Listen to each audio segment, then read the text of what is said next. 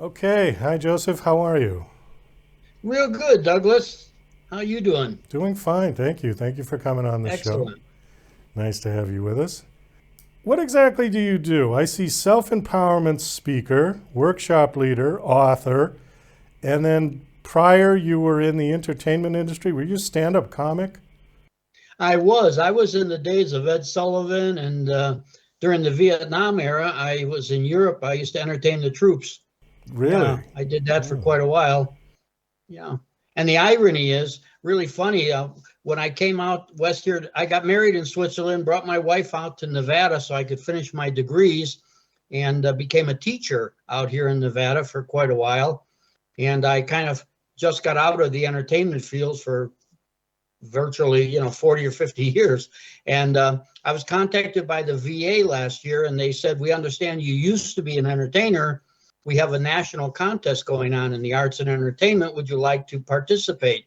And I said, sure. I haven't done comedy in a long time. So anyway, long story short, I did my routine. They taped it, and about a month later I get this notice: I won first place, gold medal nationally, for my stand-up comedy.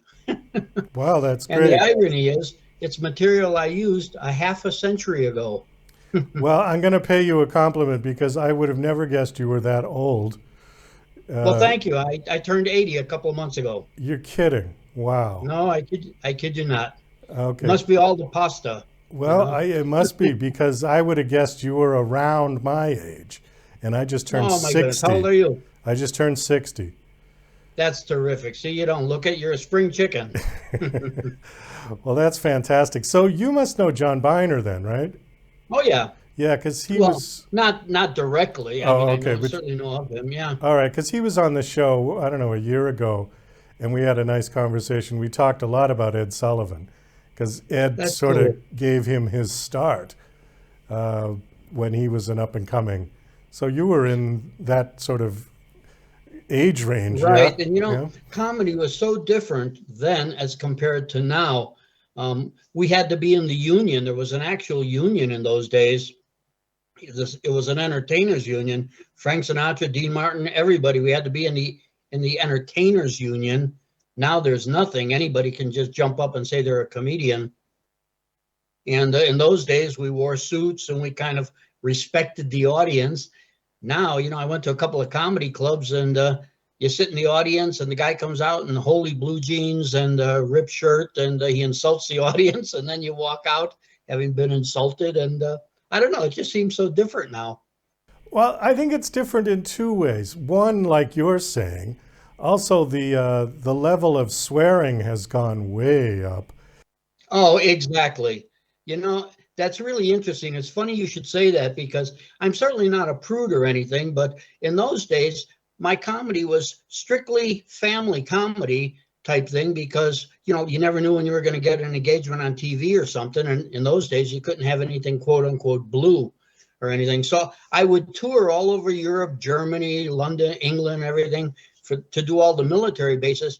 And I went over really well. I was doing real good. And the agent contacted me and he said, "You're doing great." He said, "We could get you 2 more months if you blew up your material."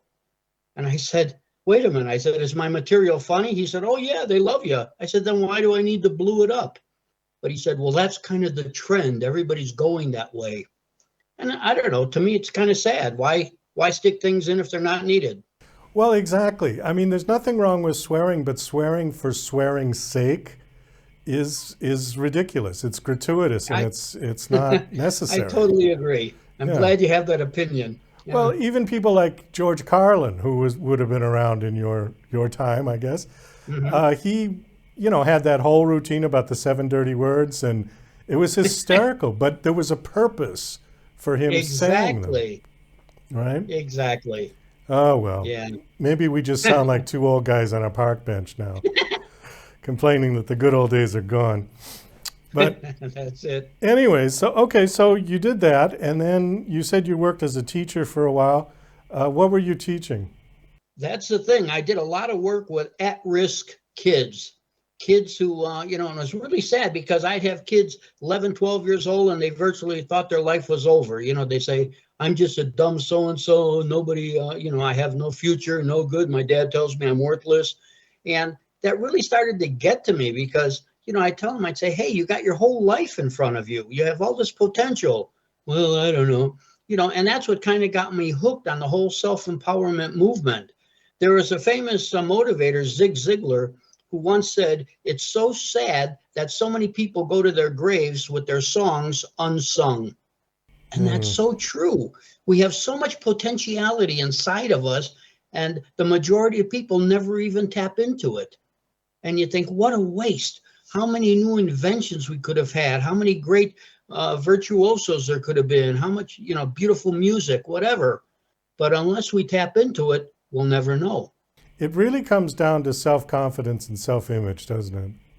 Yes. And unfortunately, now with the state of affairs, the average person seems to see themselves almost as a victim, like they're powerless.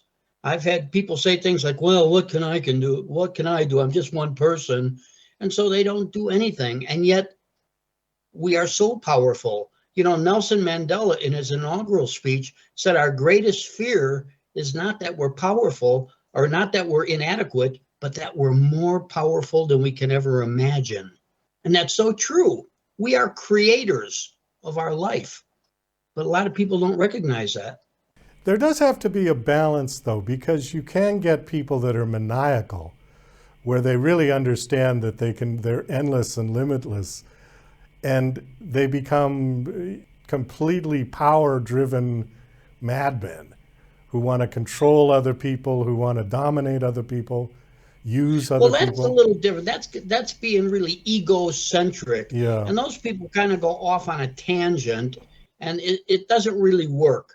I mean, they never really ever become the success they're meant to be. They try to become the success they imagine they should be. They're legends in their own mind. Well, that's a good point. Yeah. So it's kind of a twisted way of thinking.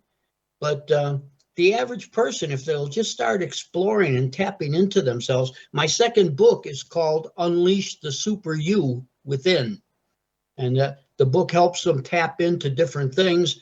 Before you can go anywhere, you have to know where you are. So the book is kind of like a workbook. You fill out a bunch of stuff, and it kind of gives you an assessment of where you're at this point in time. And then from there, it kind of guides you towards where you should be or where you want to go. You've also got two other books, which we should mention, What I Will, I Can, and Tools for Life. Right. I don't know if you could see this. Yeah. What I Will, I Can. This is my first book. And this has a bunch of different precepts in it to help make your life on a daily basis more enjoyable, more successful, more positive. So it's kind of a guidebook. It's not meant to be read and then put back on the shelf. I write my books, having been a teacher, I write my books with real big print and very easy to read. Each chapter is only about 1 or 2 pages long and everything, because we're finding the average person now in this country, unfortunately, is reading less and less. So if some people open up a book and it's crammed with all these words, really small print and everything, they'll usually close it and won't open it again. So I try to make my books very easy to read. You could read my books, the first book, What I Will, I Can, you could probably read it at a single sitting. I've had a lot of people read it on the airplane or something, going somewhere. By the time they get off the plane, they read the book. So the book is meant to be used as a guide. I've got comments on my website from people saying, I keep your book on the front seat of my car, and it's all dog-eared. I turn to certain pages that I want that affect that I'm involved in for that particular day. So it's kind of good. It's a handy book. I call it a guidebook. Where did you find your self-confidence and self-image? Well, I got to tell you something. It's interesting because most comedians are very shy, as I was indeed. When I walk off stage, I tend to be very shy. And comedy, for the most part, is not instant spontaneity. Usually, most comedians pretty much have it directed in their head, not necessarily the words verbatim, but at least the outline. And so they're very well rehearsed as far as the outline of sequential jokes and things like that. What follows the other, and so on. So we tend to be very, I don't want to say non-spontaneous, if you will, although the more you do it, you have a bigger and bigger repertoire.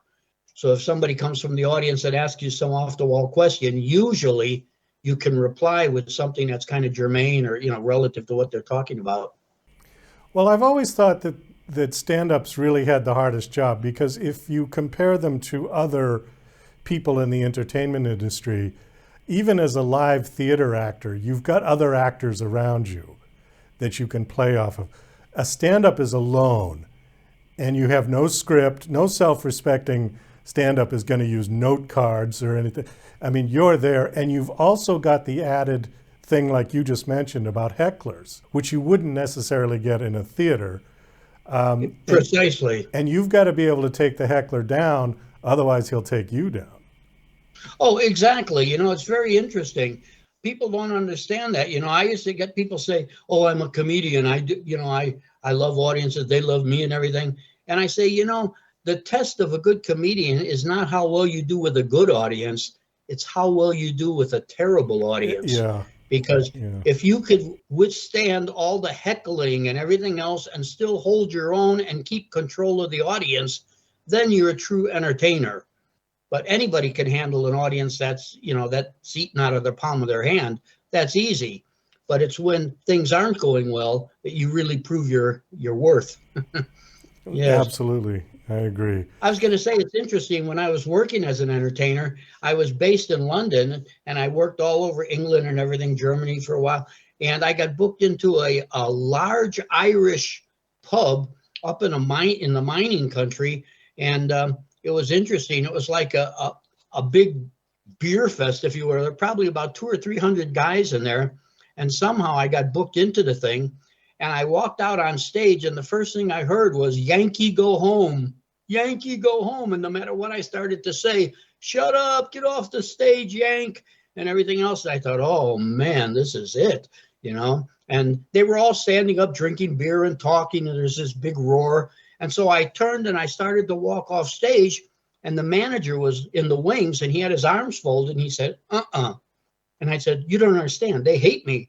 He said, "You don't get paid unless you turn around and entertain those guys." And at that particular time, it was one of the skinny times. We used to say in show business, chicken today, feathers tomorrow. So that was a real thin period for me. So I needed the money. So I turned around and I walked back on stage, and there was this big hullabaloo. Everybody's talking and everything. And I sat down on the edge of the stage and I started talking. I said, "Look, I know you guys don't like me. I'm not too crazy about you, but I got to be here. So I'm going to tell you a few things." And I start talking, and one of the guys finally yelled out, "Hey, shut up, the Yank's trying to talk." And the din started to get lower and lower and lower. And I start talking, and every now and then I'd get a chuckle over here or a chuckle over there, until finally I'd start to get some laughs in this sector and then over here. So I started to stand up then and start talking. And before you know it, I ended up doing an hour and a half of comedy, and they wouldn't let me get off the stage. Every time I say, "I got to go now," "No, no, no, we want to hear more. We want to hear."